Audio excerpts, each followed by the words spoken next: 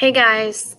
So today you are taking your quiz over Once Upon a Time. Since it was a fairy tale, as you heard me in my last video, I'm obsessed with Taylor Swift's new folklore album, featuring her best song, Down Here, Exile, best song she's ever written. You can fight about that with me at any time. I will gladly get into it with you because this is by far the best song she's ever sang.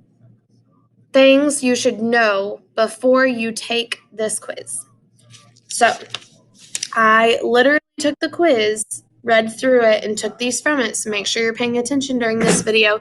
And if you do not know some of these things, I recommend you go refresh your brain really quickly before you take it, okay? Because you have the opportunity to. You have to take the quiz tonight before 11:59.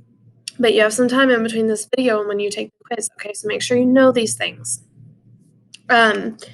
First and foremost, knowledge of the story. If somehow you have made it to this point without reading the story, and I'm sure some of you have, there's always a few, right? You need to read it. You're not going to pass the test if you don't. You don't know what's going on. Okay, there are some recall questions, so you need to know the story. Okay, and I really want you to think about author's purpose in the story too. You've answered a lot of questions on those, but think about why the author did this, why she wrote it like that, just why. Always ask yourself why, okay? Prepositional phrases we have gone over. Go back and look at the assignment from yesterday or the videos if you're still confused, but you should know what they are. This one is new.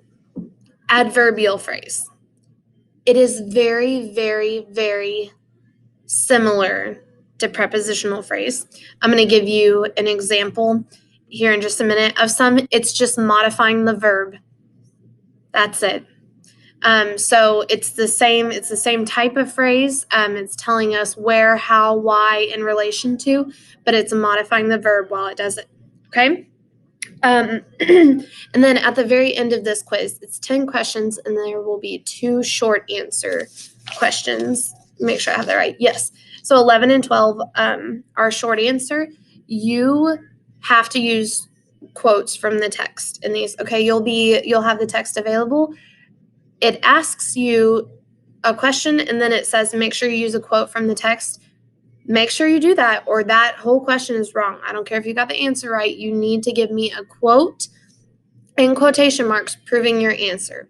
Okay? I'm sorry. I've got my little stress ball I've been playing with. So that's what that is. Okay. And here are the adverbial phrases. She ran with speed. I was frightened at the time. It tells them what way. This tells when. Over the house tells where. But notice it's got a verb in front of it. Okay, she ran. Was frightened. Birds flew. Ball rolled. Annoyed. How annoyed? Beyond belief. Okay? He buried. Where did he bury it? In his mind. The birds flew. Where'd they fly? Over the house. Okay, so very, very similar there. I'm never going to ask you what the difference between a prepositional phrase and an adverbial phrase is. You're never going to have to pick which is this in my class. But you do need to be familiar with it and know what an adverbial phrase is, okay? So don't focus too much on the difference. You just need to be able to identify if something is one or the other, okay? Good luck. You can do it. Review if you need to. Take your time on this, okay?